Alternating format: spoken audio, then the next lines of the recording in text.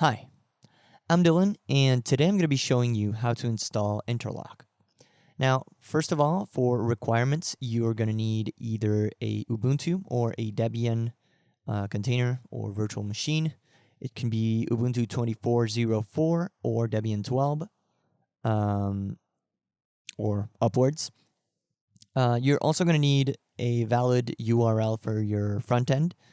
And an SSL certificate. You can also use a self-signed certificate, but I generally recommend to have, an actual certificate.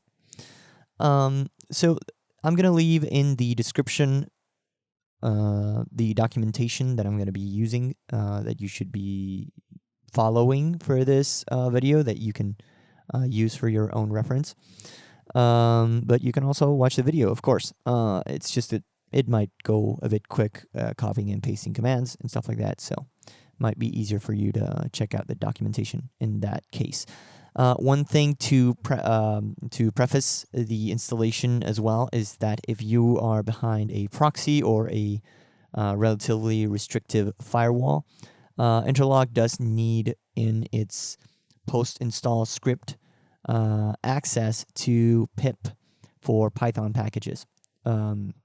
It uses pip to install Poetry, and then with Poetry, it installs all the packages that the backend needs, like Django, Django REST Framework, etc. So you're going to need access to that if you are running in a relatively restricted environment. So yeah, let's get started. It's really super easy to install. All you need to do is you're going to go ahead. As you can see here, we are in Ubuntu 24.01 LTS. All you need to do is apt update, first of all, just to make sure we have all the latest lists, metadata and stuff. And then we're going to do apt install gnupg -y, just so that it installs it without prompting.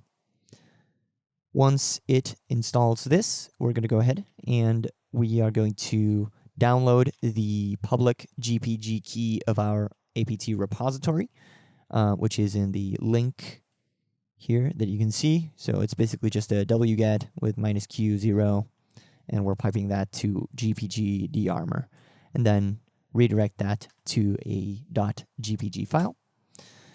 And once we're done with that, we are going to go ahead and add the repository to a .list file in our sources list directory.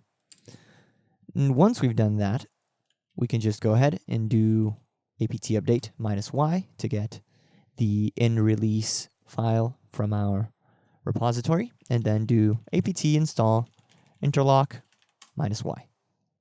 And that is going to install all the dependencies that we need. So I'm going to get back to you when this finishes, downloading all the packages. All right, we are back. Now, as you can see, the installation obviously has not finished yet. The post-install script is going to ask you for a couple of things. First of all, it's going to be your front-end URL. So in this case, for the tutorial, I have a specific URL set up in the DNS, but I will leave you a couple of tips on how to proceed if you want to set up the DNS record and you don't obviously have a admin interface for that. In the event that you're using Active Directory, you can just do it from the administration console in the GUI. And if you're using Samba LDAP, you can go ahead and add it from command line. I am going to leave a command example for that in the description. So yeah, it's really not too complicated. So we're going to put the URL that we want here. Do we wish to automatically install the initial schema? We're going to hit yes. And then it's going to ask us if we want to install the Python dependencies automatically. In this case, I'm going to hit yes as well because I want all the dependencies to be installed. Okay, so it has finished installing. Now, The great thing about it is the command for Samba is right here. I had put it in the post-install script. I did not remember that. So if you need it, it will show it to you on your install as well.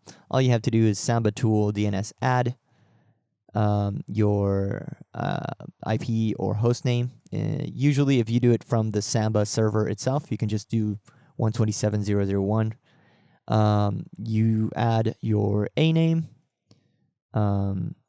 Interlock, a record, and then your IP address. It's really that easy. Now, once we've done that, Interlock should be installed. If we do a systemctl status interlock backend.service, it will show us that it is running. And if we do a systemctl status for nginx, which is what we use for the front end, it is also running. Once we have that installed, we are going to go ahead and go to the URL of our Interlock installation. If you did not add a certificate that is used in production, you're probably going to get this because it's a self-signed certificate, which is normal. You're going to hit accept the risk and continue, and then you can just use the default user and password, which is Interlock, and log in, and it's going to log you right into the home screen.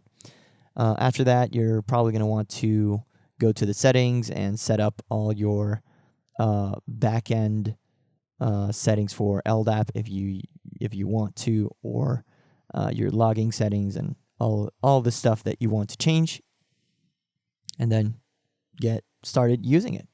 So I hope that this has been a useful installation tutorial and that you have a very nice day. Don't forget to like and subscribe, and yeah, bye.